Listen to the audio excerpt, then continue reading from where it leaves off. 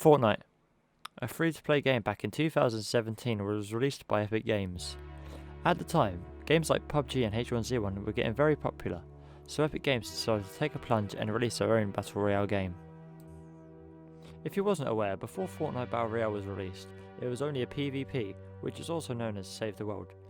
This was a survival-based game where you'd complete quests and upgrade your player.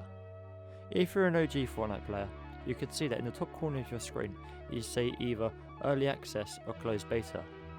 This is because it was a tester to the Battle Royale world and they did not know if the game was going to flop or not. Okay, so let's talk about the topic at hand, shall we? Is Fortnite dead? Well, you could come to your own conclusions at the end of this video, but these are my take on things. Okay, so Prime Fortnite back in 2019 was taking the world by storm. Millions of players playing every single day. It was one of the most played games of the year, and we had the Fortnite World Cup where there was millions of dollars up for grabs in New York City. This is when Fortnite was at its peak. Everyone was playing it, everyone was enjoying it. Weekly updates, map changes, and the new items were just getting better and better and released every single week. Let's talk about nostalgia. This is a very big part in video games, especially Fortnite. Whether you have just loaded up Fortnite for the first time, players don't know what they're doing, watching Friday Fortnite from your favourite streamers, intense clutches with your friends. It might even be your first ever win. Now you look back, you're not playing Fortnite anymore, or you'll just go on now and again to look at the item shop and see what items they've released. Nostalgia can be different to everyone. It only matters when they've played it in the past and remember it vividly.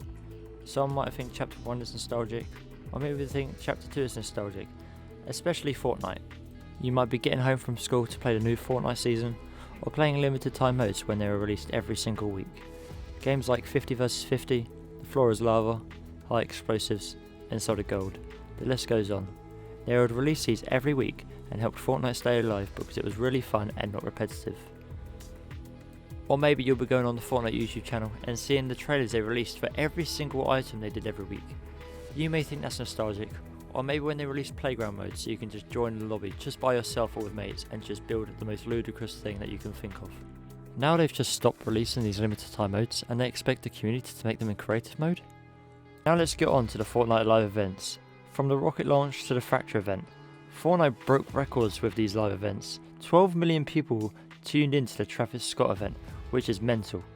They used to be so good. You used to get a teaser on the TVs every single week, them counting down to the event. You'd get a countdown on the map at the location of the event. It got to a point where content creators were actually theorising events and map changes, which was actually fun, and now it gets to the stage in games where people just decide to go into the in-game files and leak everything and spoil the surprise for everyone. So if I were to show you this picture, what would be going through your head? So there are two scenarios if you saw that picture. One, you may have smiled and you may have had a little feeling inside where you think, oh yes, I remember. The second scenario is, you may be really confused on what you just saw. Now this, ladies and gentlemen, is the world famous Fortnite Black Hole event, where this black hole was the home for Fortnite for at least 48 hours, and streamers, including me, would sit there and try and theorise what the new season is going to be. Now, was this the time? It might have been dragged out storylines, or just the confusing live events, which no one had a clue what was going on. Okay, so we could all have these opinions. Like, there are still people downloading Fortnite to this day. Streamers are still hitting record views on their Twitch. I guess it could be the old typical casual player that played back in the day can say that Fortnite is dead. But there are still people who play it every day. And people who experience what we did when we loaded up the game for the first time. Now how can Fortnite change this? But here's my take on things. Bring back different nostalgic items or locations. I'm not telling you to bring back the OG map because that wouldn't really work with the nowadays mechanics, like cars and the new gameplay features. And bring back live events, like actual decent ones that relate to the storyline and don't make people confused. But that's just my take on things. If you did enjoy this video, do be sure to hit that big red subscribe button down below, like this video if you enjoyed, and also please comment what you thought and what you want to see in the near future. Thank you.